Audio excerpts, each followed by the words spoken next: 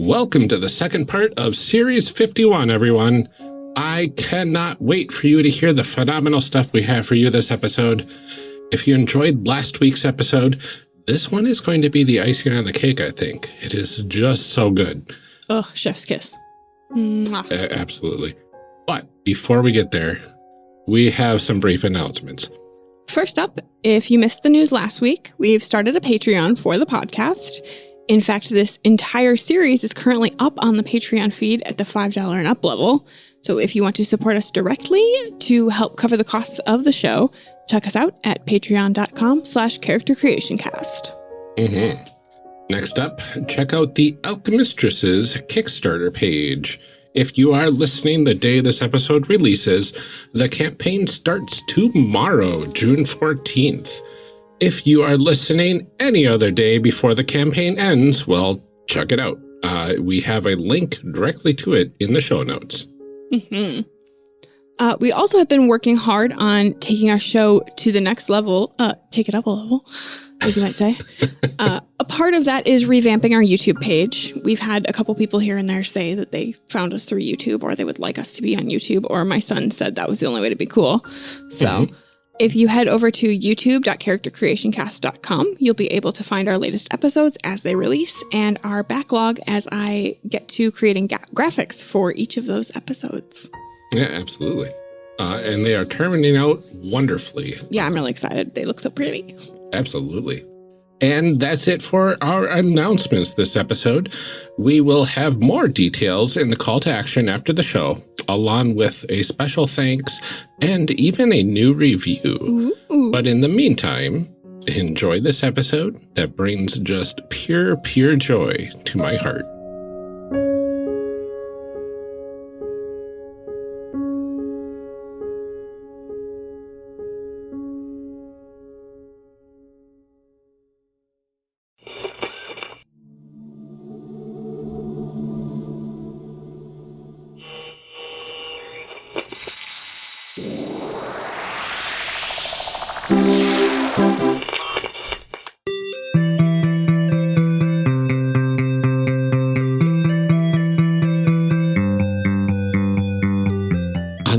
Episode of Character Creation Cast, Allison was creating an art student who is also the mistress of air. Dora was creating a practical student who is also the mistress of earth. Amelia was creating a drama student who is also the mistress of fire. And I was creating a swim jock who is also the mistress of water. We're picking up right where we left off last time. Enjoy. And then now the thing that I've heard you're excited about is world building. Oh, I'm so excited. So we're starting with the present day world. Yes. So we're going to set up some present day shenanigans and then move into the past. So the introduction for this is that somewhere governments convene and adults have very important words. But in Alchemistresses, the world centers around your life as a high school student. So we're going to look at, what does that look like? What sort of tests are you taking? What sort of activities do you participate in? Who is your greatest rival? Is it a boarding school, a specialty school for athletes? What makes it worthy of being the setting of an anime? And so there's a list of questions, and each of us will choose one, and we'll lead the discussion on that question. All players take turns asking one of the questions from the list. The questions will be answered collaboratively, but the player who asks the question will take lead of the discussion and have final say on the answer. But before we do that, the most important question is, what club or activity do we all participate in, and what brought us together to it? Ooh. And on the character sheet in the world building tab, that's where I will be typing. Actually, Dora, whose spelling is better than mine, will be typing people's answers. Right. Can we do something really on the nose and say like the role-playing club? We can. We could also wait. I haven't seen that sort of activity presented in many anime, if any. We had an anime club at school. May I say it's LARP club?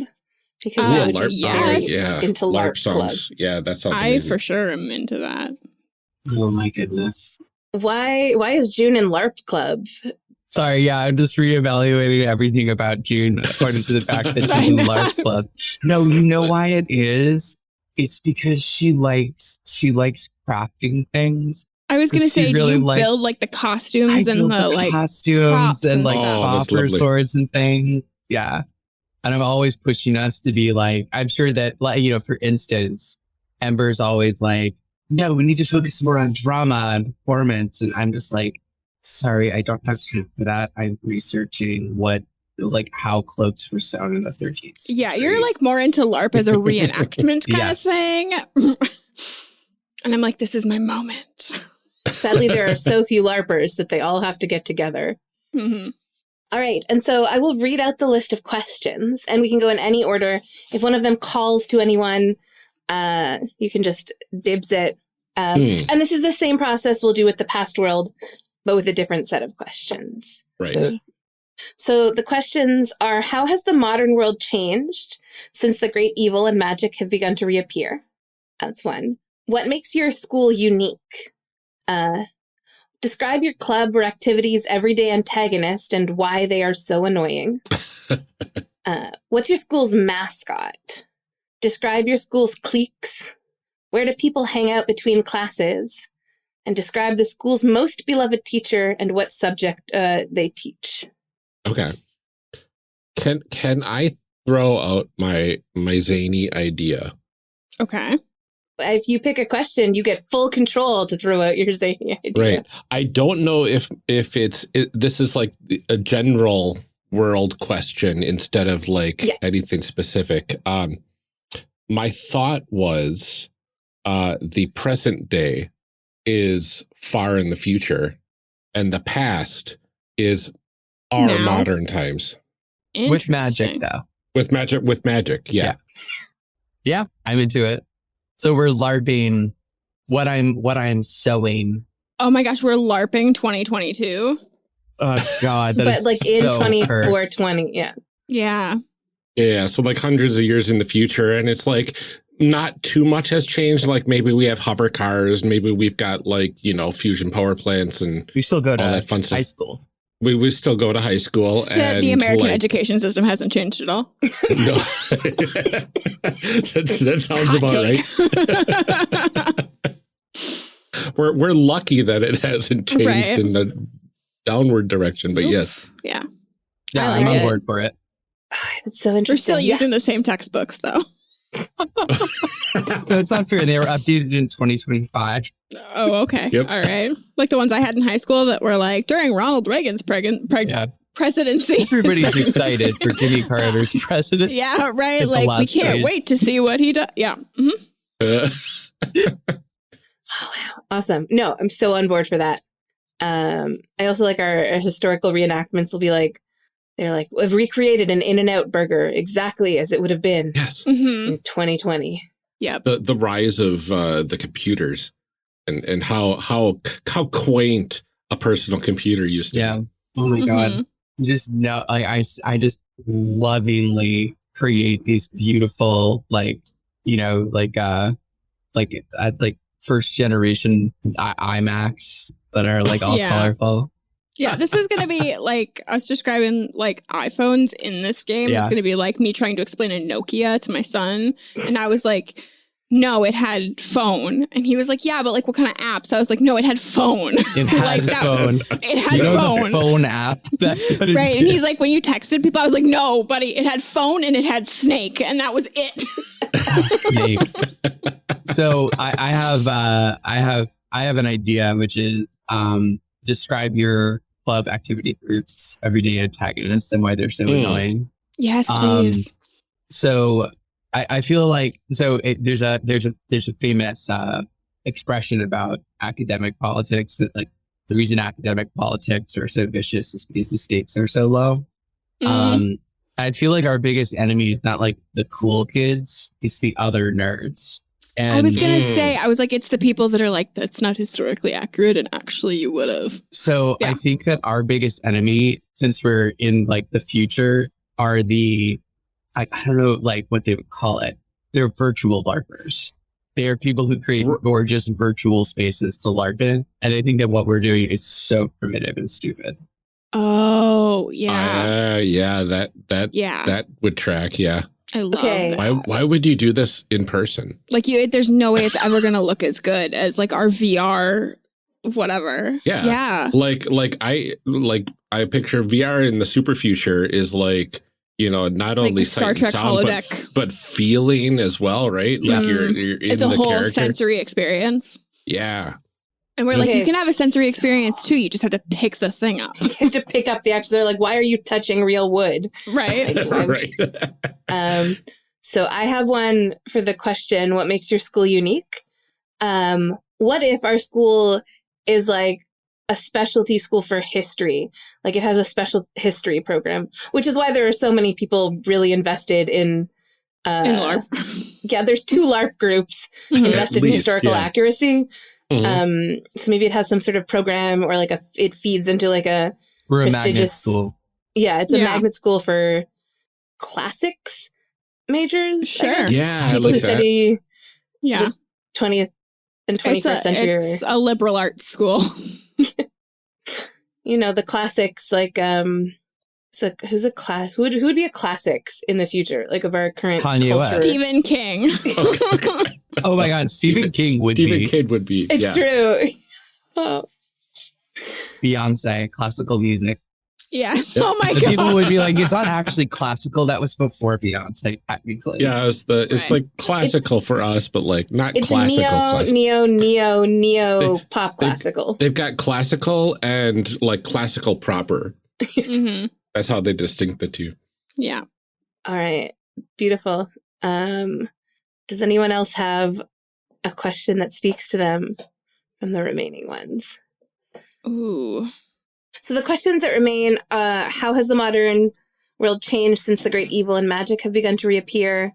What's your school's mascot? Want Ryan to answer that first one that you said, because you kind of defined that thing about the world that like this is the future. And so I would like you to say like what has changed because of evil. Yeah, evil and magic coming back.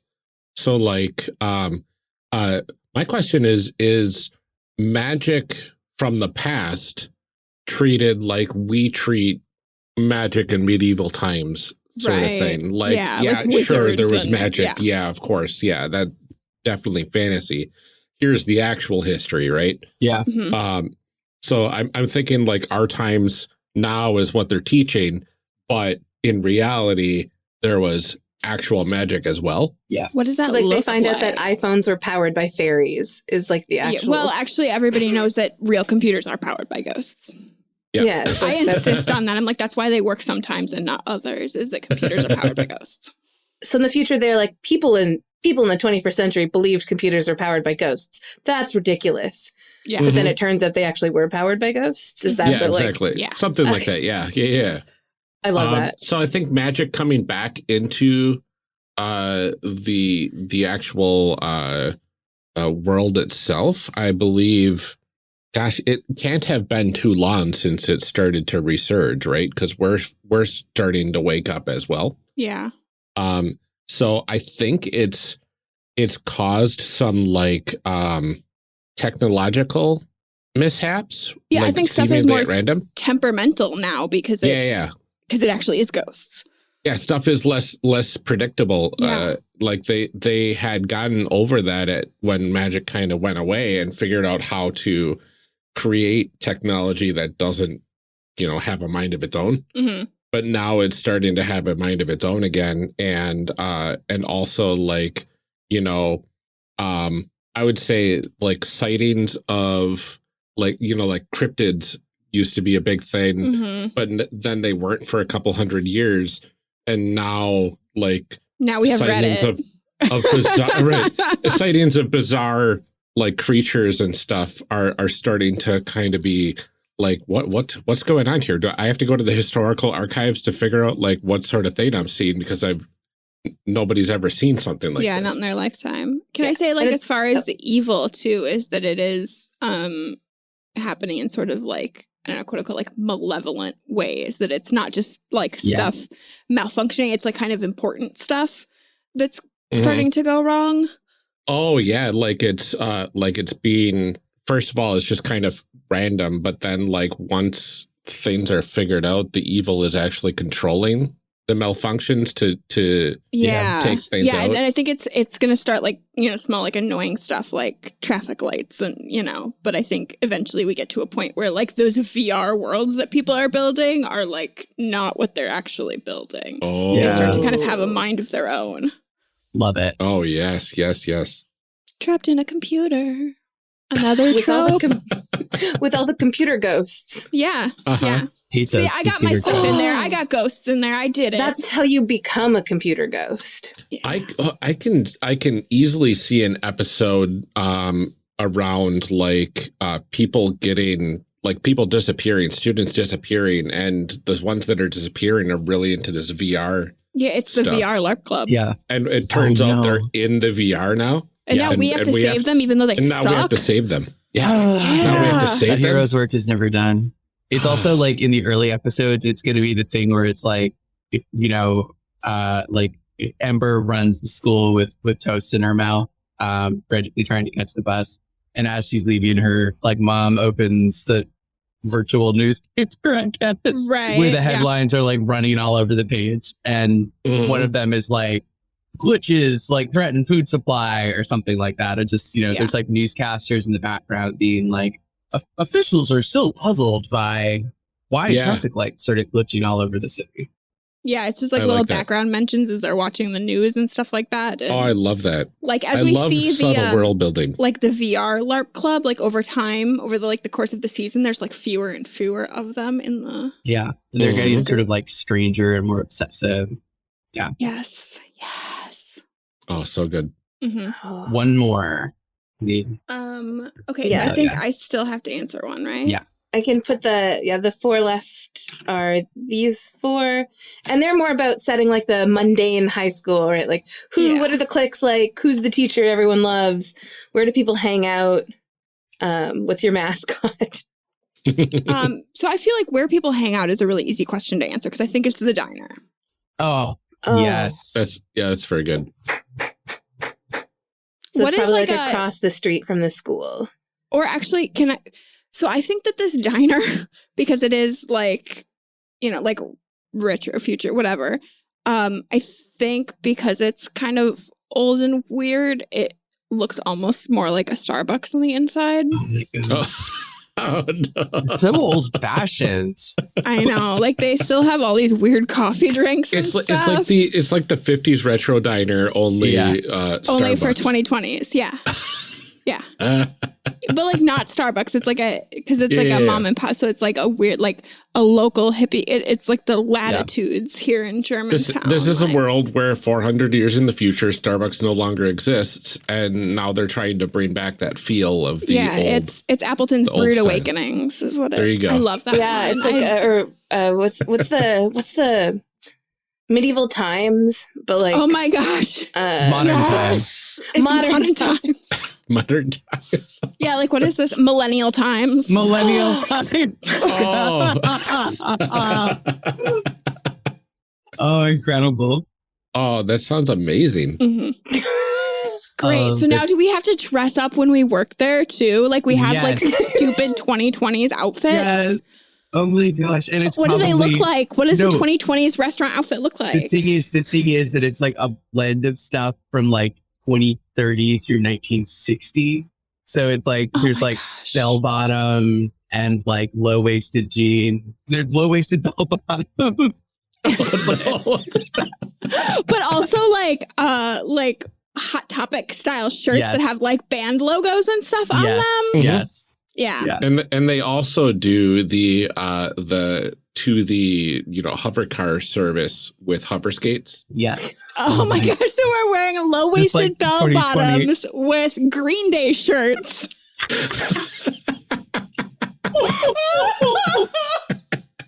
Oh my God. Allison, do you want to do like one more facilitator question?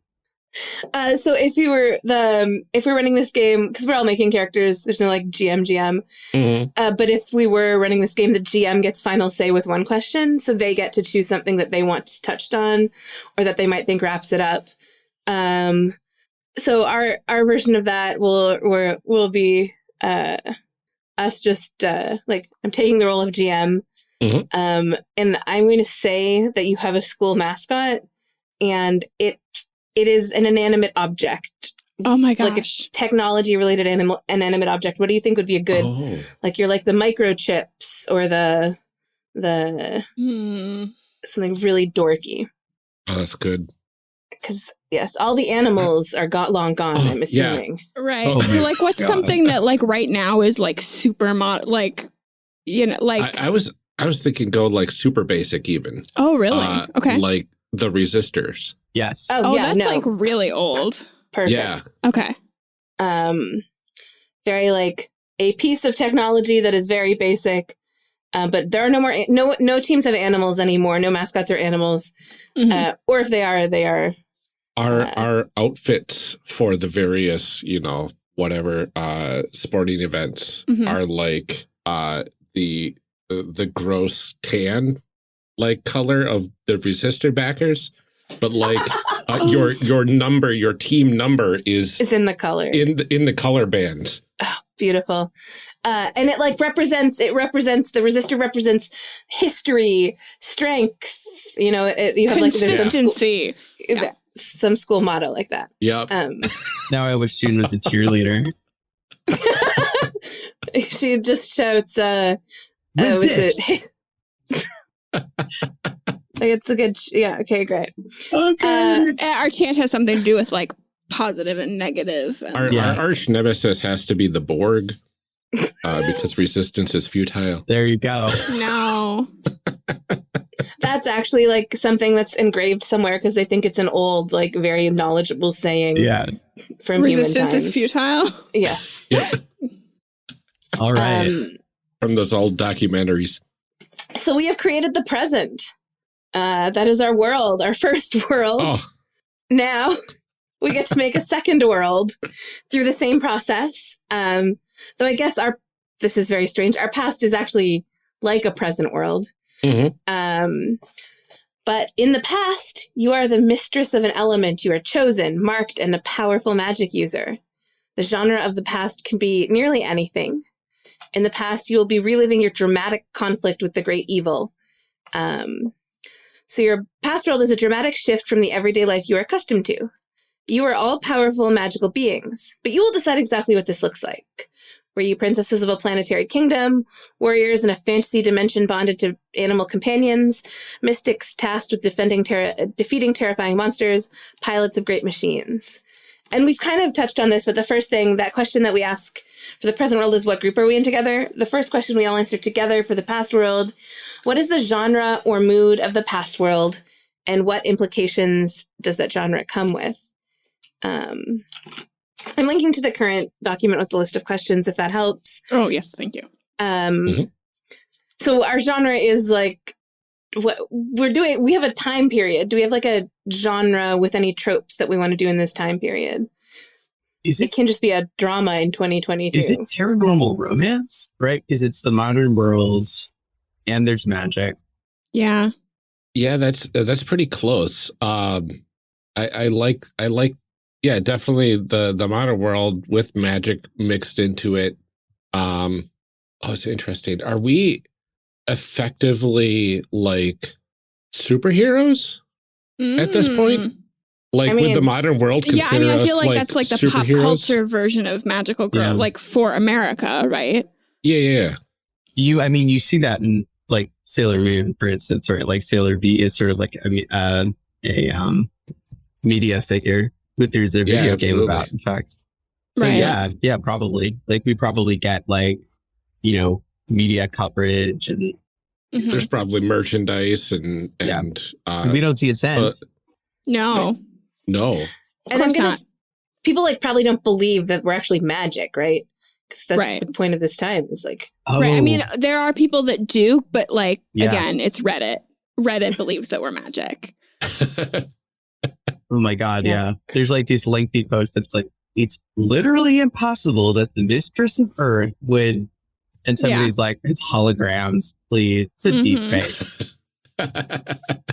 And then there's And like there's just, like- conspiracy theorists who are like, no, ghosts and computers are real, and so are the magical powers of these alchemistresses. Mm-hmm. But also there's tons of memes. Oh my God. memes so for many. days. Yeah. Okay. This is Beautiful. And the cell phone coverage, Mhm. like the people, the citizens just taking cell phone video of all this. It's all All over our TikTok, shenanigans? though. Yeah. And like, I think in the future that all this archived video and stuff that finally made it through is like, look at these cool student projects that these people made. Yeah. It's Like- very much like probably looked at it the same way that we look at like people who wrote down Greek myths. Yeah. Or, like it was, they were telling fun stories. It's a Yeah, parable. fantastic It's not special actually, effects, though. Yeah. Nobody literally believes it. Right. Right. That's so good. Perfect. And then I will read out the list of questions. I think a handful of them we've touched on already. So the first question is, how long ago was the past world? The second is, describe what magic looked like when it was at the height of its power. How was the past world changed by the great evil? What did the alchemistresses protect? Who saved the alchemistresses when they needed it most? Describe a hero of the past world and what the alchemistresses learned from their example. Tell a great legend of the past world. Do the people believe it? Describe who holds the power in the past world. Describe the voiceless of the past world. What do they need? And who was betrayed by the alchemistresses? Oh, So these are all good. prompts, and we're only going to pick, we can do more if we want, but we only need to pick 4. So if we don't want there to be betrayal, we don't have to touch on that question. If we don't want there to be I a like hero, betrayal. we don't need to touch on that. So Like betrayal. I We love kinda- betrayal. So this is the thing we've learned over time too, is that like I love a good backstabbing plot. Ryan, I don't know, I guess where you are now, but originally you were like not about that because you're like, we're at the table to be friends. I want to play games with my friends and I want to be friends. And We I can don't know if you're backstab like, NPCs. That's fine. yeah. So you know you're not really any better. Okay. And they I can wasn't sure backstab if us. like, because you can make bad guys now. You couldn't before, but you can make Yeah, more nuanced exactly. characters than you could. Exactly. That's character advancement. That's right. I love a good, and I love moral gray areas. But Mhm. so I have a question because we like how far in the past it is. So like we know what year it is, but I guess we didn't really define how far in the future we were Yeah. entirely. So like, are we talking like 500 years? It has to be at least like 400 or 500 years. If not, like we could even be approaching that 3000. Whoa. Oh, the year 3000, not 3000. The year Yeah. 3000. Yes. Yeah. So I would like that because I think when I think about like medieval stuff, like you think about how long that was ago, I like that kind of span of time. It's enough that we've lost kind of touch with what that was. It's so far beyond, because even 100 years ago, it's like, okay, we kind of, know what like was we're on fully quantum computers and we can't read simple zeros and ones anymore. Right. yeah. Right. Well, and I think like, it's like a point where like very few people know how to handwrite things because we type everything. Yeah.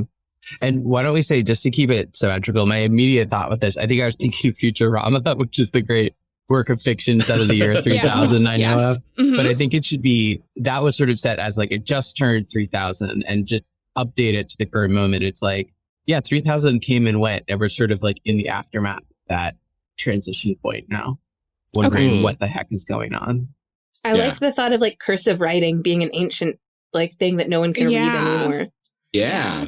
Well, I always hear that from people all the time. They're like, they don't teach cursive in schools anymore, which in my experience is not technically true. Both of my children learned cursive.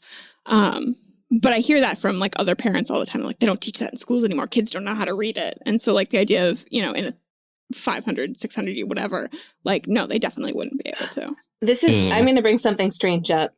That it's like, it's an idea I've had for a game for a long time that I've never done, but how iPhones like replace certain words with emojis. And like, my thought is like, what if that just kept happening until like we went to communicating again with pictographs in a way like, Oh, I our words love were it. I love it.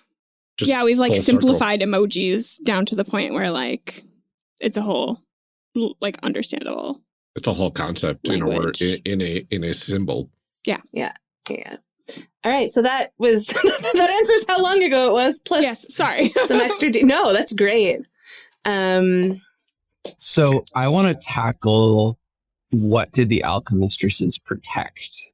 And what I'm wondering is my initial thought on that is that they protected like the human world or the rational world against the magical world, right? Like the magical world is sort of like an intrusion. Not that some people didn't use it or know about it or take advantage of it, but the Alchemistresses were sort of, you know, like I'm picturing like the Men in Black monologue, like, you know, people are just gonna like wake up and go about their lives, like that's what we're here to do. Like that was kind of the energy. Like if we're doing our job, people don't know about us at all. Yeah. Exactly. That's kind of the same sort of feel I was thinking of too. I love it. And I love that feel of like the separation of mundane and magical being a thing. So like 99% of people in the world have no idea that this stuff is real. And then you've got that 1% that's in the know, right? And like part of our job as alchemistresses is to make it look like those videos were faked. Like if someone catches that, we have to make it look like part of it is just us like putting on the charade that of course this isn't real magic. Right. So we're actually helping that happen. Although I also do like the thought of like instead of magic, people believe that we're just superpowered. Yeah. And like, so when we do like heroic things, it's just our superpowers. It's science, not magic. Those are different. Yeah. Right. Yeah. Right. Yeah. It's some kind of like, I think there's a question of like, is it a medical enhancement? Is it, you know, like a supplement or like really good steroids? Yeah. Oh, I love it. So I think I want to take the describing what magic looked like when it was at the height of its power. And to like build on the separation, I think when it was at the height of its power, it was almost breaking through that separation and it was almost overtaking the mundane world. So it was like, to use a metaphor, it was like a dam that was about to burst. Okay. And no longer able to be kept hidden. If folks are okay with that as like a... Yeah, I like it. That sounds like something that would be full of drama and strife for our group. Makes me think of like there's it's just like a line in one of the later Matrix movies where, you know, they say something like, you know, we've freed more people in the last 6 months than we have in 10 years before that, right? It's just sort of like freaky stuff is happening and it's just impossible to hide it from everybody. So more people know about magic. I think that kind of leads into how was the past world changed by the great evil. I want to say that dam burst at one point, and because of that, like there it was almost like Ghostbusters level of like now there's ghosts everywhere and all that sort of stuff, but like on a more, you know, magical level. And so it became this like phenomenon that was truth and like really a lot of you know, collateral damage along with it. And then like once things settled down, it was like that whole like Men in Black style, like cleaning this didn't really happen. Yeah. Things got cleaned up and the world was able to progress as normal, right? Yeah. I really like that. And then if I were to throw in a last question and I was GMing, the one I would want to kind of work on with the group is to describe who holds the power in the world and kind of get some like maybe some shady villains in here, maybe some back alley, you know, people who know about magic. Like a shadow organization?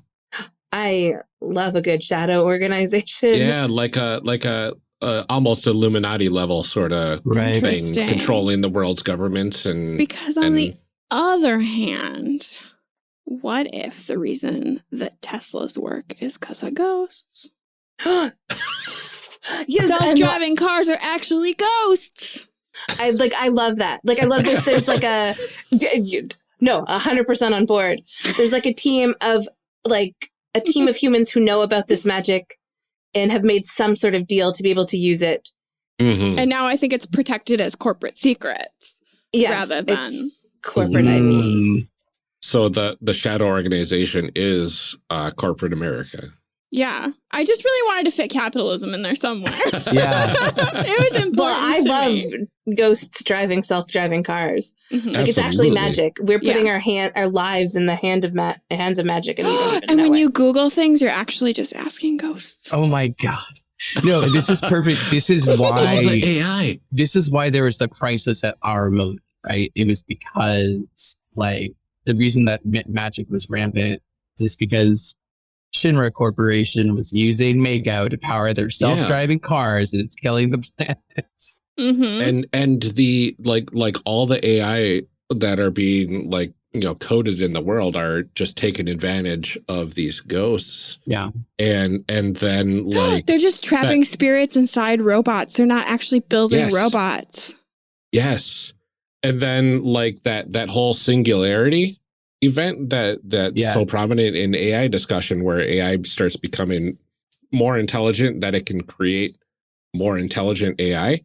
That's kind of like what this dam is that they're approaching, right? Like getting to that singularity event is what causes that to burst. Yeah. Oh my gosh, that's so good. I really like this because I introduced like the Men in Black analogy, and it's easy for us to sort of become like, we're on the side of the elites against the common people, which is never like the dynamic that I want. So I like the idea that the real villains are the people who are slipping magic into, like, you know, who are changing the boundaries of how magic is used in a way that's really dangerous. Mm-hmm. Oh, I love that so much. Oh, and everybody blames all the calamity on the AI. It's the algorithm. We don't know what it's doing. And then that's why they take away the AI and start building technology with 100% certainty on what the tech can do. They just stop using it. Yeah.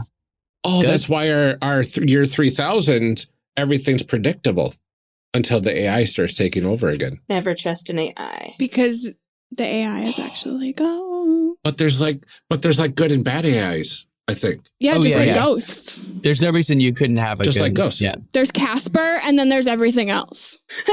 Exactly. Those are the two genres of ghosts. No, that's perfect. That's amazing. I think it's all falling together very well. Oh, I'm really excited about this. Yeah. So that is our past world. We have created our past world. Now we get to create our magical girl superheroes. Mistress of water, fire, air, and earth. And let's pull that up. So the character sheet you see of the past one works very similar to the present day. Mm-hmm. You have 3 convictions. Instead of a transformation phrase, you have a victory phrase, which all magical girls have, which you must shout to detransform. So going back to your mundane form, you have to shout that victory phrase.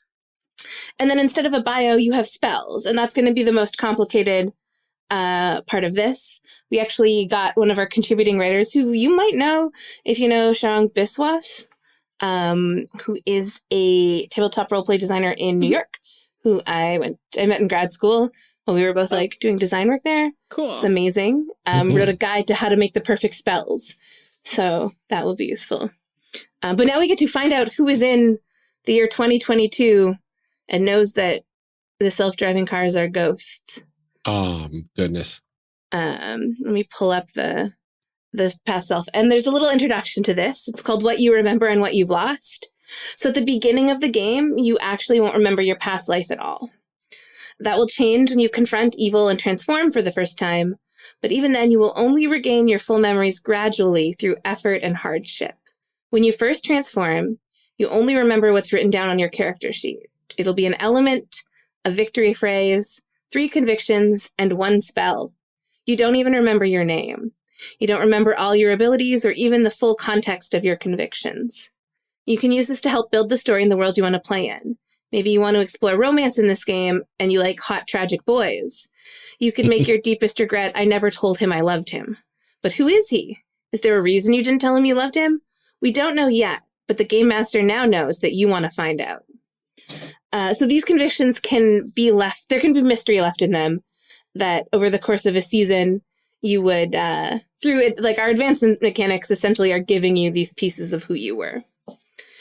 And your element and pronouns. You and your fellow players are mistresses of elements. There was a mistress of each of the elements, air, water, earth, fire, and spirit. We will not be making spirit. If we were playing a game, your GM would actually, in secret, make a spirit alchemistress that would play into the season over the course of the season. That's fun. It's not, like, the fact they're doing it isn't a secret, but you wouldn't have access to that character They're like sheet. the white Power Ranger. Yeah, exactly. They're the outer scouts of the season. Oh, I love it. So decide with your fellow players who's each element. We've done that. And this is how you are referred to when you're transformed because you don't remember your name. So you will be Mistress of Water, Mistress of Fire, Mistress of Earth, and Mistress of Air. Okay, so I don't have to make a new name. No. Nope, not yet. You actually get the whole season to think about that. Oh, I have a question, though. Yes. Because we're doing like 2 different time periods. So, and I think maybe the superhero analogy is messing me up a little bit, but like I'm like full-time Mistress of Fire. I don't have like a different identity. Yeah, you are full-time Mistress of Fire. Okay. I think come that up with like a whole other. Yeah, if we were playing a full campaign, I think that one thing that could come out was some sort of like that's something that we could explore during play, but Sure. it's not something you have to worry about for this Cool. case, right? Like Cool, we could, I can easily see like it's starting out like we're getting these memories of being these mistresses, and that's all we have of these past selves. But then as time goes on, we see that they also had mundane lives. Yeah, like your past Right? self was Yeah. a full person. Yeah. Oh, with secret identities and That's really complicated. It's wheels within wheels. I think Ryan wants to make 7 characters. Well, And yeah. it's like, I would like to make 7. It's like we have we designed a game where you play as a teenager pretending to be someone on a role-playing site where they play as like a Buffy the Vampire Slayer character. Oh my So gosh. you had to have like 3 levels. Of just the character. levels. Yep. Characterception. Mhm. I never make character creation simple because I love it so much. Uh-huh. So yeah, we'll be talking about like just who the magical being is, essentially. Again, you'll have a victory phrase. Dee, do you have a good example victory phrase you'd like to give us? Oh gosh, what is Maddie's victory phrase? Oh, I know. So a lot of her stuff, her spells and so forth are about like flight and motion. So at the end of a battle, she says, "Stuck the landing." Very nice. Nice. That's good. I put her on the spot for that. So like your present self, your past self has 3 guiding convictions. Your primary cause, which is kind of a grand version of your personal goal, right? This was the main motivator in your past life. It can show itself subtly in your present day self, and it will help you make decisions when you're transformed into an alchemistress. Like the primary goal of your present day self, it can be abstract or deeply specific and personal. To be the strongest or to never let her forget are good ones. And a reminder, like we can keep these kind of vague because the details would be filled in through advancement. And the deepest regret is something you regret to this day. It can be something you didn't do, like I never told her, or something you did, like I betrayed her. But it should be something that deeply affected you in your past life. And then the last one is the pair to they were important to you now. It is they were important to you then. So this is a relationship important in your past life. It will tie you to a different player than your present day one did. And like they are important to you now, this conviction will be decided in collaboration with that player. And remember, they can be asymmetrical. One thing that I want to let you know, just because we're not reading through the whole rule book, which is actually really interesting, is that you can regain your memories at different speeds. So someone might remember that they were your lover in a past life before you do. Or they might remember that you had a big fight that you don't remember. So that can play into these kind of relationships and making them really complicated and dramatic and fun. Feelings. Yeah. Ryan's having a moment over there too. This game is just delicious. Yeah, we've had some, like, the remembering at different times is one of my favorite things. And whether you have, there's a mechanic, and we'll talk about it in advancements. There's a mechanic that decides whether the memory you have is a positive one or a negative one. And so it's possible that you only have negative memories of a relationship while someone else only has positive ones. It's really, it's fun. We had a play test where there were 2 players who had like just a ton of negative memories after 2 sessions, and 2 players who had only positive memories. And it was a really interesting group dynamic. Because they had the characters came to very different decisions about what it meant to be an alchemistress because of what they had remembered. That's just to inform you if you had read, like, we don't want to go through the whole thing. It's a lot, but to consider when making a relationship with another person, how to add to the drama. Mm-hmm. We can start, as we did with the present self, just with the, like, goals and regrets. And again, as specific or as general as you want, based in the world that we have just made. I'm excited to see people make spells, too. That's what I'm most excited about. And I guess I see myself as being sort of, like, political, kind of, like... I was just thinking about that, too. Opinionated, forward-facing, you know. Well, obviously very anti-capitalist, but... Perfect. Like, if I had a mundane life, it would be as, like, a U.S. senator or something. But, like, an effective and passionate one, like a good one, you know? The U.S. Senate is having a moment right now. Right. I take it back. They're not poor people. They deserve it. Right. No, I feel like I would be more like the Alexandria Ocasio-Cortez vision, you know? Absolutely. So I like that, like, politician vibe. Yeah. I'm trying to figure out how to, like... Another thing I really, like, have found very interesting is having a past self that is very different from your present self, but in a way that your present self would either be, like, disappointed in or excited by, you know, would have a strong feeling about. Yeah. So I think I might also, because my present day self is, like, really flighty and artsy, I might lean into something more serious for my past self.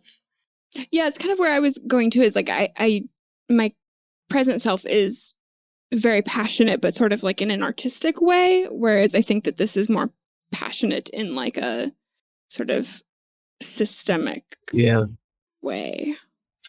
So I'm going for my primary cause being build my community into something thriving and stable, which it feels like I think of it the same way that there's something about, like, I'm trying to put it into words why it feels the same as, you know, my primary cause in the present is save enough money to take a trip to Europe after I graduate, right? It's sort of about, like, amassing something, like achieving something, but it's turned outwards, right? It's like a more mature, like, and also more ambitious version of that, more heroic, frankly, right? Yeah, I like that. I think, and I've put in for mine that my primary cause is to do all the boring things that keep us safe. So I expect that she, like, does spreadsheets and makes plans and logistics and monitors the Reddit forums to see what's happening. That's what I do for my real job. Yep. No, I am a regulatory coordinator. So, like, my job is to make sure that we have done all of the paperwork, but I work in oncology research. So it's like I get to do all of the FDA filings and things to make sure that we can do the cancer research, because all of these things have to happen before we can do the cool, good stuff.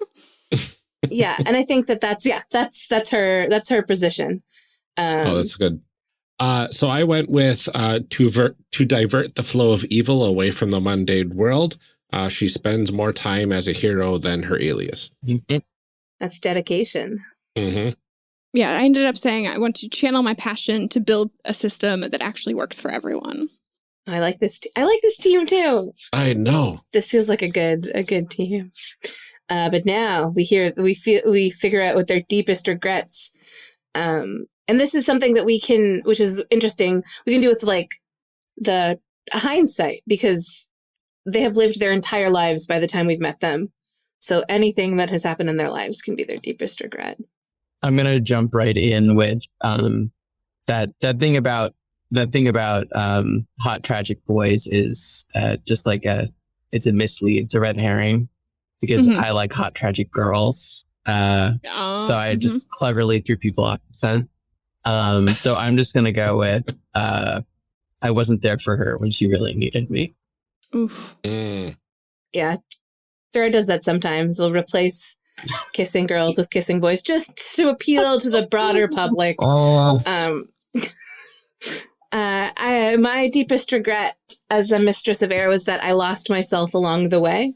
So I'm thinking it's dedicating too much time to maybe these like monitoring all these people and all of this like work, and forgetting about herself while it happens. I trusted the wrong person. That's a good one. It leaves itself open for a lot of fun drama. I like the suspense. I know, Ryan. Ryan's got to think really hard. I'm getting there.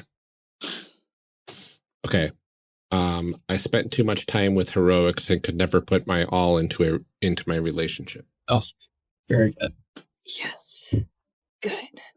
Great. That's a wonderful thing to have like memory flashbacks to. It's beautiful. Oh yeah. So now we do the pairing. There's no bio in the past world exactly the same way because we will get that through memory flashbacks. So it's at this point that we can pair ourselves, like see if there's any two mistresses that seem like they would pair well together. And we encourage pairing outside of the original one that you did to be able to interact with different people. Can I make a suggestion? Absolutely. That can't be me because I'm paired with water in present day. But considering the regret is not putting the all into a relationship, I feel like someone should be tied to that in some way. Ryan, yes, feel like mine can go with yours too. Oh yeah. Because I think that it's, like I trusted you to do this thing and you did not put everything into it. Oh, that's good. Oh, beautiful. And then I think Dee, I wasn't there for her when she really needed it and I lost myself. I think those pair well together too. Yeah. That's very good. When did I need you though? Or what was our relationship? We don't have to come up with the exact when. I feel like it has something to do with like sort of all of the work that you're doing of like keeping track of all of these things and you needing somebody to like see you as you and more than just like the person that gets stuff done. You need somebody to like really not be the person that's propping everybody else up, but have somebody care about you as a person. I think we were best friends, and and not that we like drifted apart over like a long period, but just like I wasn't. Yeah, we weren't there for each other at like some critical moments. Yeah, so I'm going to put they were important. The Mistress of Earth was my best friend. She was the only one who saw me for me. Or I will put, she's the only one I felt saw me for me, because I think that's important distinction. I'm going to say I was the only one who saw how much the Mistress of Air really took on. Yeah, so I worded mine. I wasn't able to be there fully for the Mistress of Fire because I was too single-minded with my heroics and couldn't reconcile that with my powerful feelings for her. Oh, yes. Also, you have two crushes on two different people in two different times. I love Very important. We need at least one character that has that in every game. Oh, it's so good. I think our other game is leading to a throuple because there's like a present-day girlfriend who was a past life boyfriend and an ex in both. Anyway, it's complicated. Oh, that's so good, though. Yeah, it's quite a polycule mapping when you have multiple lives, personalities. It gets more complicated. Yes. Yeah, I worded mine as I really need help, and the Mistress of Water didn't come through for me. Great. I love your victory phrase. I'm Googling wind puns now. That's so good. Do we want to, I think everybody but you has their victory phrase. Do we want to skip ahead and do that? Just oh my God. Yeah. Okay. I'm going fast. I'm going to make it happen. Take your time because we edited it out. So. But yes, I'd love for everyone else to see say them while I look at this list of 30 wind puns. I'll start. We can go in opposite order this time. So the Mistress of Earth's victory phrase is pick yourself up and dust yourself off. I'm going to say this very carefully so that Ryan doesn't have to edit it. I just kicked your ash. Mine is time to towel off. All right. And I've decided on guess you're gone with the wind. Those are some all-time greats. That's a good slate. It's excellent. Amazing. All right. And then we have the stats to go over. But you're obviously more powerful as an alchemistress than you are as your normal self, of course. So as a powerful magical being, your stats are obviously higher, but they can also be in a different order. If they are, think of why this might be. Maybe your past self grew up on a farm doing heavy lifting, but missed lots of classes. So you're stronger than your present self, but not as smart. In your alchemistress form, you start at a D6, a D8, and a D10. Your resolve is a D8. If you looked at the PDF, when you actually print a form, there's a very clever paperclip method that when you flip the sheet, your resolve remains persistent, which I was very proud of. Less evident in the Excel spreadsheet. So yeah, I can jump in with my changed stats, but the Mistress of Air, I think, has swapped mind and spirit from from Sky's mundane form. So mind is actually the Mistress of Air's highest, where spirit is the lowest, which is the opposite. And I think this is because she's dedicated so much of her time to these very intricate, intellectually draining tasks, and has spent so much less time getting in touch with her sense of self and charisma and willpower. I had spirit and then mind and then body, and so I switched mind and spirit. So I think this character is I don't want to say smarter, but more on the critical thinking side a little bit, but still fairly passionate. And then my body's the lowest still. There's more than one way to kick ash. Mm-hmm. I'm very proud of that one. Yeah.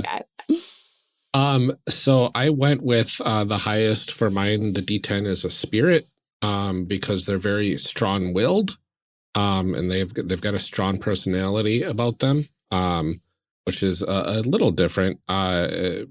Whereas in my past self, spirit was my second highest, and then body is my second highest, because she focuses so much on the heroics that she's got to maintain that conditioning, but still stronger of will than body in this life.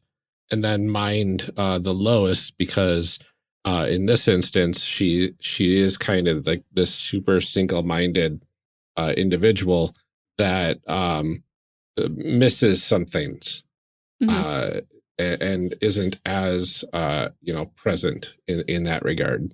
Yeah, I love it. Sense. So good. And I kept the same sort of spread. So I highest spirit, a D10, middle body, and then lowest mind. Because I think that it definitely expresses itself very differently. Because I think rather than it being sort of I can endure it, I can grind through this, it's more sort of I am a leader. I'm tied to my community. I'm very, very rooted. So it's it's kind of the same energy, but she wears it and inhabits it very differently. Cool. Yeah, I like that. Mm-hmm. Now it is time for spells. Oh. So this is, like I was talking about earlier, this is a thing where we had an intricate and elaborate, very mechanical combat system. And we're is this expressing what magical girls are? And we're no. So we just replaced it with the thing that is the most fun for us. And I will go into it with you. I'm going to read the gist of it. And then Sharong wrote a guide, and we'll see. We don't have to go into the full detail. It's really good for first time or inexperienced players because it gives like very structured ways that you can build spells, but we'll see like what we want to do. But spells. Alchemy can create almost any effect. You will start with one spell, and that's what we'll be building today, although you will learn more as your memory returns. Each spell represents an aspect of your element that you have mastered and that you have control over. Mechanically, whatever you describe will have the same level of power. So a spell that summons a tornado will give you the same bonus in combat as a spell that softly whispers poetry. What is most important is that you choose something flexible and fun. Create something that you would enjoy finding multiple uses for, and that will be exciting to describe interacting with the world. So we the touchstone we use for this is to talk about like bending from Avatar, if you've seen that. But if not, it's a control, like you start with control of maybe water, and then you get control of blood because blood has water in it, right? Yeah. So those are the ways that you can progress. And it's less like a Sailor Moon attack because those are very the same stock footage every single episode. Right. Which we love. But we essentially want you to like have the chance to describe a new fun way that Sailor Jupiter would use lightning every time. Right. So also to use your spell, you must dramatically shout it. That seems to be a reoccurring theme in this game. So you get to name your spell and then describe what part of the element your alchemistress has mastered using it. So the example, do you want to do the example, Dee? Sure. So Maddie, my character from a current playtest, is Mistress of Air. And if she gets really angry at somebody, she'll break out her second level spell, Sky Rage. Beautiful. Nice. And what do you have? What have you mastered with it? It's control of lightning. So she mostly uses it to shoot lightning bolts at people, although she's come up with a few other uses, like sort of traveling like lightning places. And so other things like for Earth, you could control mud or growing things or living plants or dust. We can, so if you have ideas, we can go with them. If not, I can go into like different ways to create a spell. And also, Sharang did some great tests on like seeing if your spell will be fun, essentially. So what are we feeling? Are people... All right, I'm going to read you a tiny bit of how to make a spell, because I think it'll inspire. Yes, please. I'm having trouble coming up with I always feel like sometimes when like things are really broad, it's like you can do anything. Yeah. I'm like, I don't, what? No, that's why we're like, when we first did it, we're like, oh my goodness, this is very broad. And some people right away know what they want to do, but we wanted someone who also has a really good background with like narrative spells.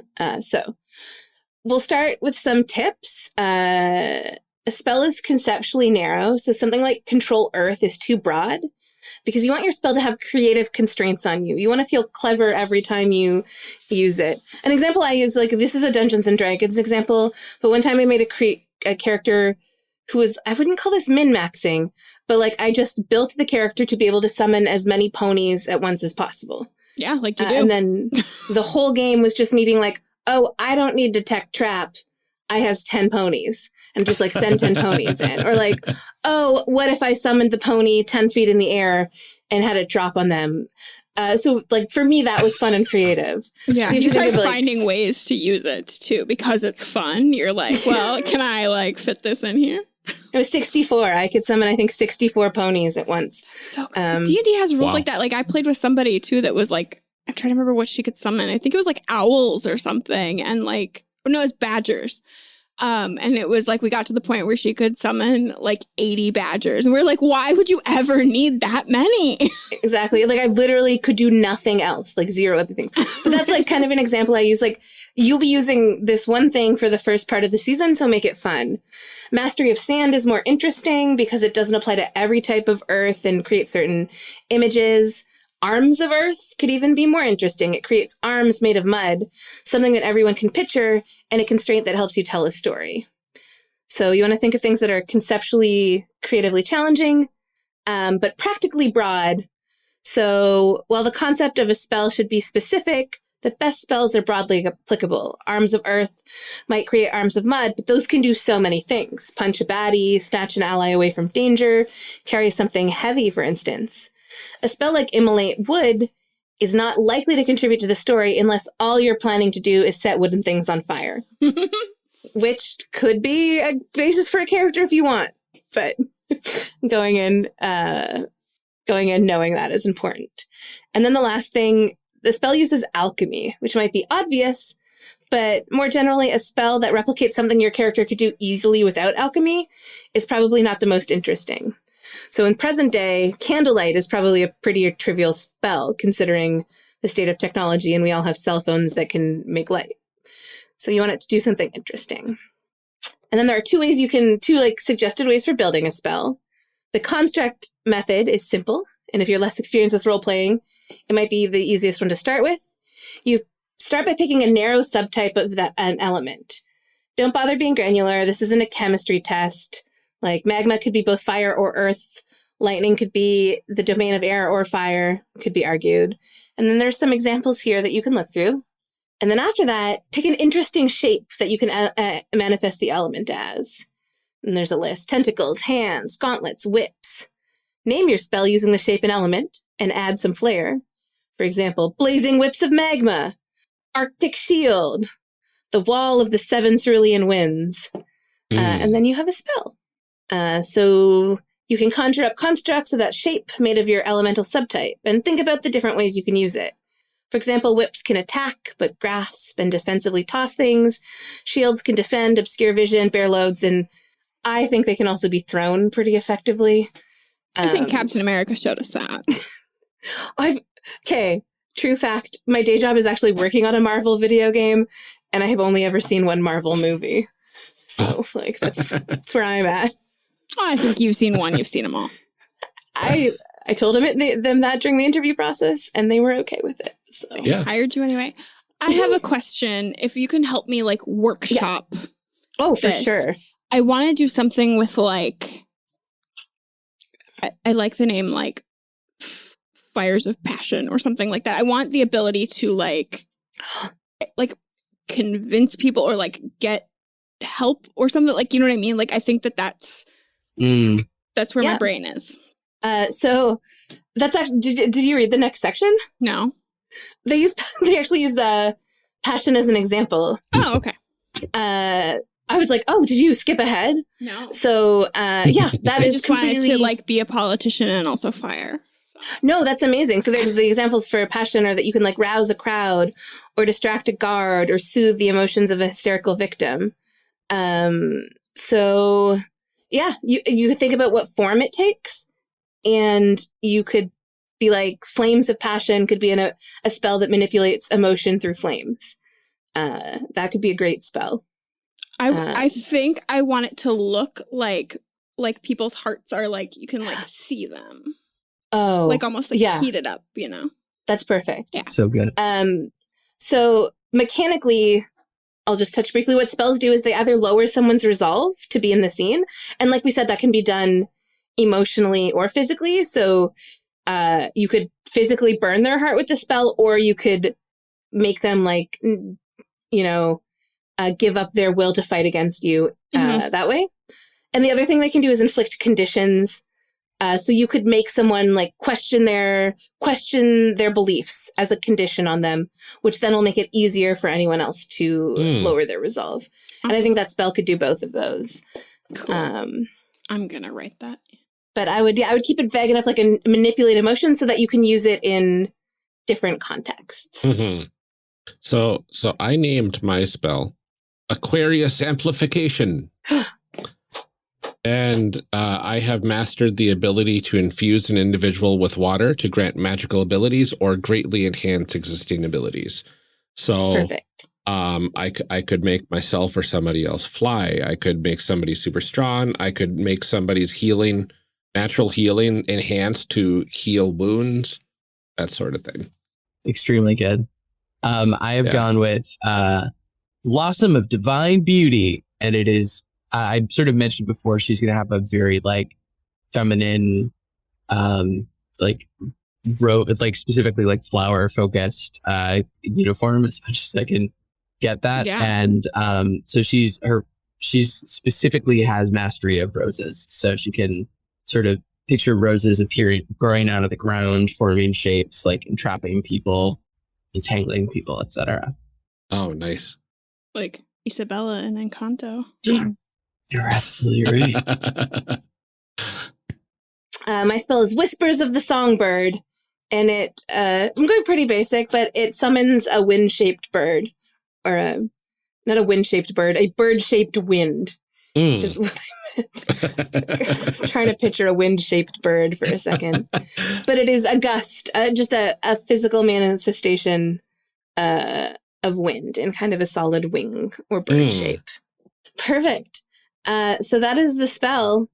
And I think with that, we have our worlds built and our characters built. Oh, wow. Oh my gosh. And almost done.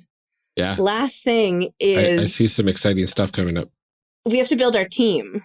Mm-hmm. So this is less good in the Excel spreadsheet. We kind of pasted the images in here. So one thing that's important, and if we were playing this season, you would have to describe your individual outfit in detail the first time you transform. But we have to kind of decide our costume, right? Your team has some unifying thematic elements on their magical outfits. How else would people know you're a team? Take time to talk about them. Maybe you all have elaborate epaulets, steampunk corsets, or AR goggles. Whatever it is, it helps reinforce who you are as a team. So do we have there's a nice little mannequin there we could draw it on in the physical world, but we can just take some notes. Do we want to lean into the superhero direction? I like the superhero aspect of it, like if we all had capes or yes, something. No capes. I'm just kidding. No capes. All capes. Magical girls never have to worry about Oops, all capes. I'm pro hooded cape for me. I'm always hooded cape sounds good. amazing. Oh, I really like that. Like So different colors for each of us? Oh, yeah. It hits magical girl and superhero. Like hood down, superhero, hood up. Kind of get a fantasy magical girl vibe. Absolutely. I feel like I picture the rest of my outfit, though, as like power suit. Oh, yeah. Thank you. Now the question is, are we going pants or pencil skirt? I'm definitely going to go, like, I just have like a full on like ball gown, just like, almost like a bridesmaid's dress or something.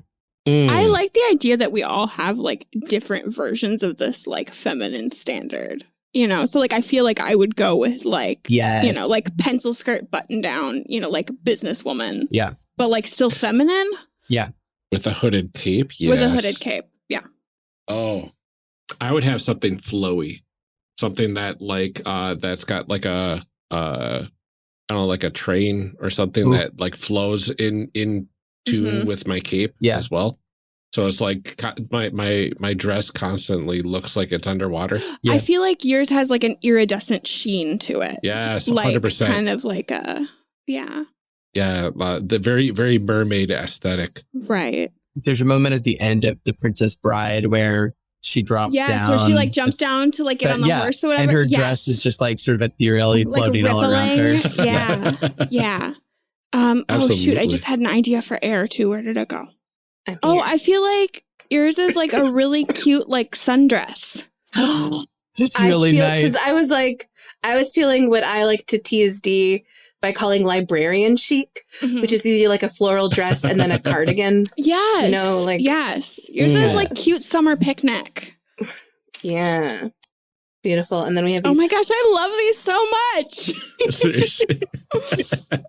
It's true too. I like your observation that it's like four very different like femininities coming at you. Yeah, it's like they're all like stereotypical. Yeah. You know, but and people notice us first by the capes. And secondly, they're like, I see your individual approaches. Yeah. Oh, yeah. Beautiful. Second, our magical mascot. So Yes. this is someone in your world who knows more about the past world and is on your side. They might leave you mysterious messages in a video game, or even just overtly show up and be a part of your life. They could be a magical fairy, a talking cat, or a sentient AI designed as a local shopkeeper. Whatever form they take, they definitely know some things you don't. This is my responsible animal. Yeah, you're like, there's a responsible animal. In the GM guide, there is a specific episode dedicated to meeting and learning about the magical mascot. So, what can I pause it? Pause it. It's one of our pets. Yeah. Let's see. What kind of pet do you have in the future, though? Because we talked about like our mascot not being an animal or something. You know, like what is that? Yeah, because all the animals we know now don't exist. But what if it's like a robot dog or a robot cat that like an AI, Gets a ghost? an AI Still has a inhabits ghost it. in it. Yeah. Like the original ghost, the OG. Yeah. It's a ghost of like someone who was on our former superhero team. Yeah.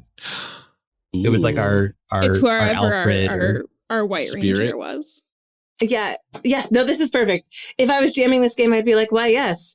And then I would look mysterious and be like writing in the Mistress of Spirits character sheet right now. Being like taking notes. Yes, I like that it was, and maybe maybe our pet has always known, but we couldn't hear or communicate with it until our magic started reawakening in some way. Yeah. Oh, this is good. Though my summary is robot pet with ghost in it. Nice I'm summary. trying to think good like guess. what pet would be like associated with like the spirit element, like because I don't think bird is right. That's why we have the spirit element be the outer scope, because you're like, oh, that's a Pluto. They're just the weird element that no one would like people have trouble making concrete spells about. Mm-hmm. I actually really like a bird though. That's a good image. A little like robo parrot. Mm-hmm. Like I was gonna say that or of a bunny. For some reason, a little bunny It just does sounds feel cute. right.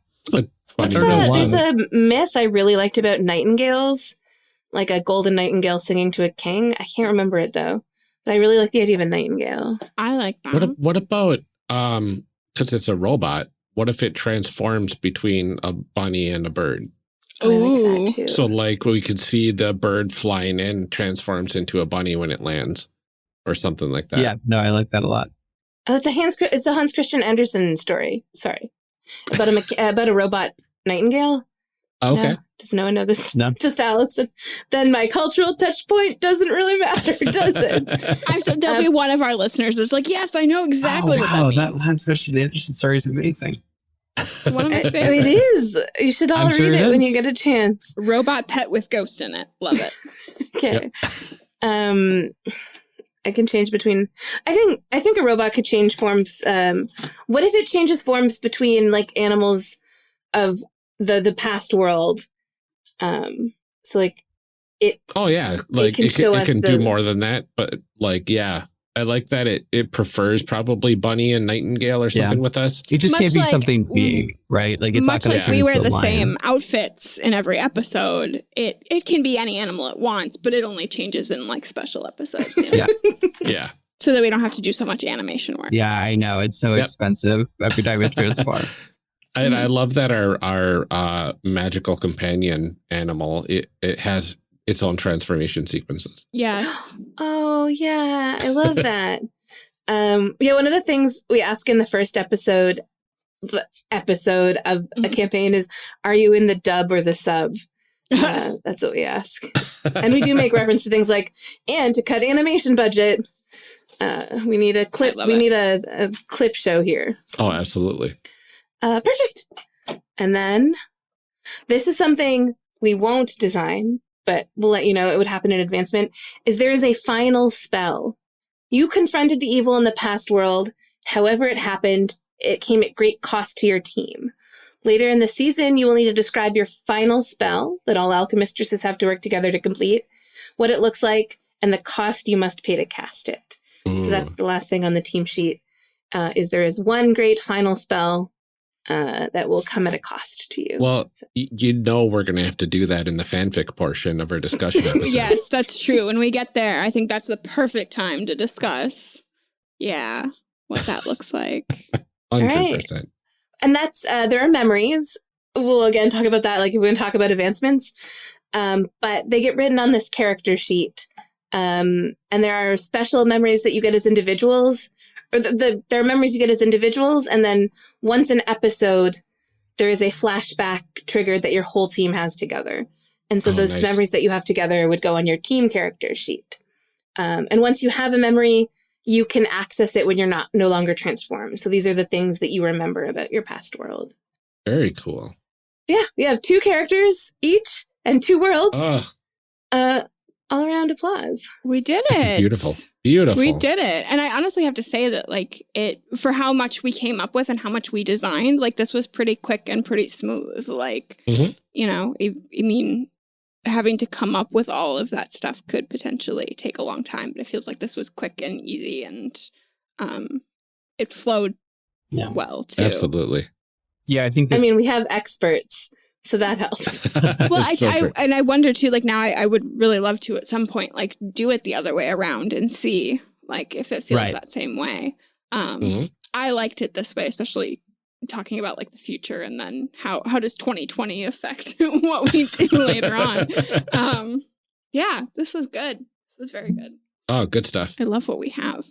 There's a lot I love, but I think the weird retro mishmash diner millennial times. I have to say, I really was not sure about that because I'm like, I don't know if I really want to like play in the future or whatever, but like, I love where we landed. I really do. Absolutely. Millennial times. Millennial times. It's just so good. Thank you both so much for doing this with us. This was like, it was so good. And Ryan is like, he's going to be smiling for like a week after what we just did. Like, I can see his eyes just like shining. Your face also is haunted, like... haunted because I'll not be able to play. I know. I just wanted to say that looking at your face warms my heart, and I'm sure Dora's too, as like designers. Yeah, really lovely to find the people who love the exact same things that you are trying to make and also love. Yeah. Yes. Absolutely. If this were an anime, he would have like the little twinkles in his eyes and everything. Yeah. Any character creation process, you know, it's not unique to this game where you are setting up those like relationships. It always makes me be like, but are we good? Let's play it now. Right. We have such a problem on this show too, of being like, oh man, why did we do this to ourselves? Like, who thought this was a good idea? In this case, I also think our costumes are so good that it seems like a real waste. I know. We won't get to describe that. Like, I'm gonna have to go make a Pinterest board for this now. Do you want to just remind everybody where they can find you and where they can find this game in tomorrow, by the time this comes out? Tell us how to get it. All right. Yes. So you can find the game, the most important thing, on Kickstarter, Alchemistresses, which you can check how to spell, but it's alchemy and mistresses together in one word. And you can find me at Allison K Cole on Twitter or at softchaos.games on the internet. And you can find me on Twitter at Dora Dee _, or see some other games that I've made at dcity.h.io. Wonderful. Well, thank you again. This has been an absolute joy, and I can't wait to discuss this. Thank you for everybody listening. Please join us on the next episode for a discussion block, and absolutely check out this Kickstarter if you're listening when this releases, because goodness gracious, it's good. This sounds amazing. Yes. Call to action. Yeah, like that. Ryan. Yeah. You can hear your smile in these episodes. Like if it was ever possible to hear someone smile, it would be in this series. Like I have that one picture that I keep sharing places because you just like, you look like a kid on Christmas. It's amazing. Oh, yeah, that picture was right as we were diving into character creation. We were just about to start making people, and I was so ready. Yeah, it was. Yeah, it was great. This game was awesome, and I'm so glad that we got a chance to cover it before the Kickstarter so that people could hear about it. Because it is so much better than the description that they give. Not like no shade to Allison and Dora and the great job that they're doing, but like there's no way that they could encompass this in the pitch. Yeah. So I'm really glad we got a chance to look at it and share it with people because it's so good. It's so good. It's so good. Yeah. And like everything about it, like this episode, we got into the world building of the past and the present and our millennial times shenanigans. I keep forgetting about that. I loved it so much. And like, this is exactly the type of thing I would love to play with all that mysterious backstory to unravel, like as you play, and like seeing how that would play out in real time would be so fascinating. Absolutely. Check out the game on Kickstarter if you've loved what you're hearing. If you are listening to this on the day it comes out, the Kickstarter launches tomorrow on June 14th. You can check the show notes for a link, but please don't miss this one. It's so good. So good. Absolutely. Also, head on over to youtube.charactercreationcast.com and give our channel a subscribe to help us out in visibility and to get updates on our episode releases as well as our episode promos. I know Amelia created some phenomenal art for each of the later series that we have up on there so far, and we're working backwards in the catalog, did everything up there, but that takes a lot of time.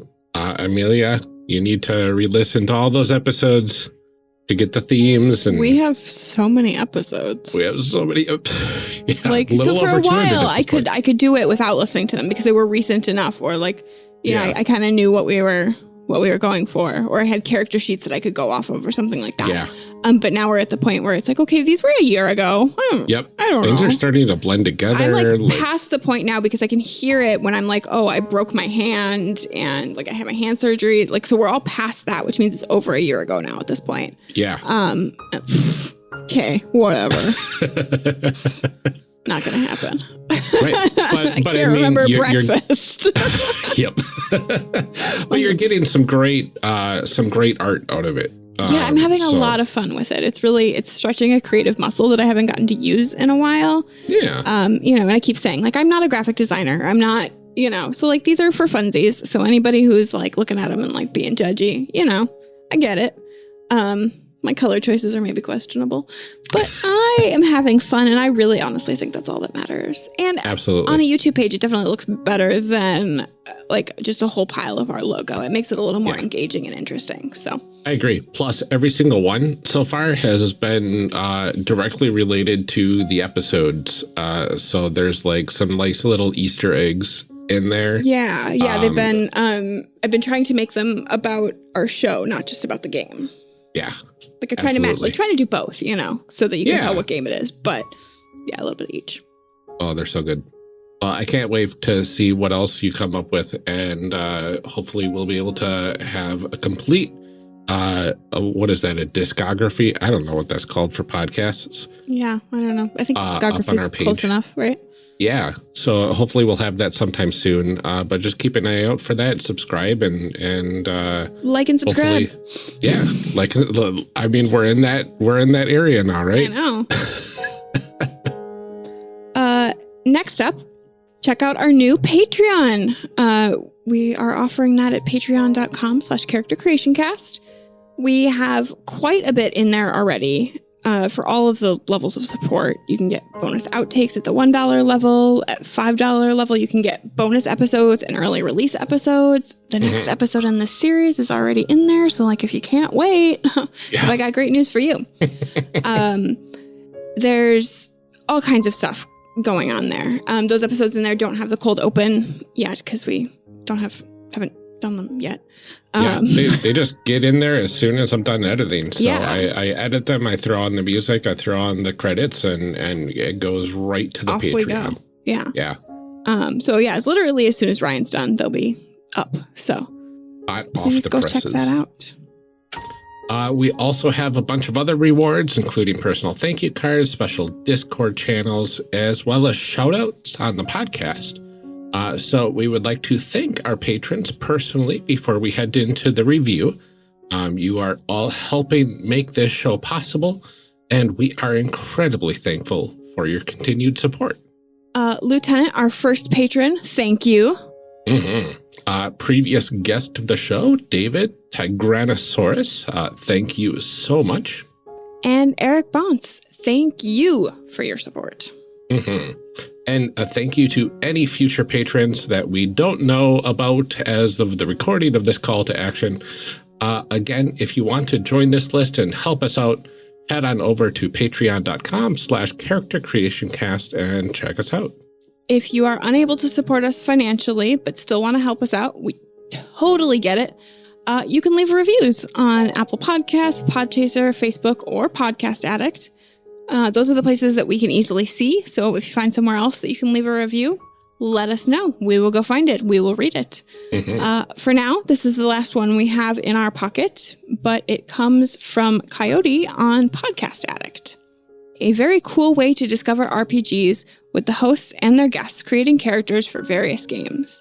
The games used are varied, and you'll probably find ones that interest you. The tone is quite humorous and makes listening very pleasant.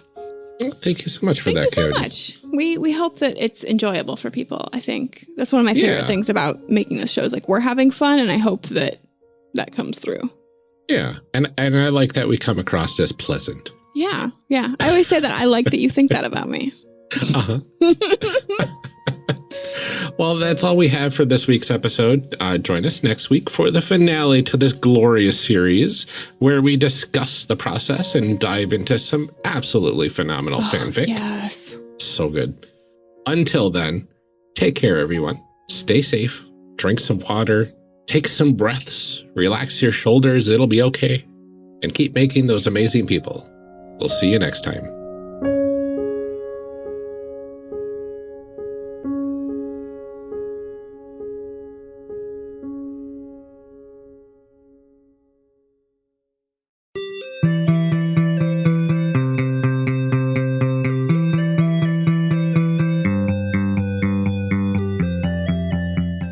Character Creation Cast is a production of the One Shot Podcast Network and can be found online at www.charactercreationcast.com. Head to the website to get more information on our hosts, this show, and even our press kit. Character Creation Cast can also be found on Twitter at CreationCast or on our Discord server at discord.charactercreationcast.com. I'm one of your hosts, Ryan Bolter, and I can be found on Twitter at Lord Neptune or online at lordneptune.com. Our other host, Amelia Antrim, can be found on Twitter at Ginger Reckoning. Music for this episode is used with a Creative Commons license or with permissions from the podcast they originated from. Further information can be found within the show notes. Our main theme music is Hero, remixed by Steve Combs, and is used with a Creative Commons license. This podcast is owned by us under Creative Commons. This episode was edited by Ryan Bolter. Further information for the game systems used in today's guest can also be found in the show notes. If you'd like to support our show, find us on Patreon. Get access to bonus episodes, extra outtakes, and much more at patreon.com/charactercreationcast. Thanks for joining us. And remember, we find the best part of any role-playing game is character creation. So go out there and create some amazing people. We'll see you next time.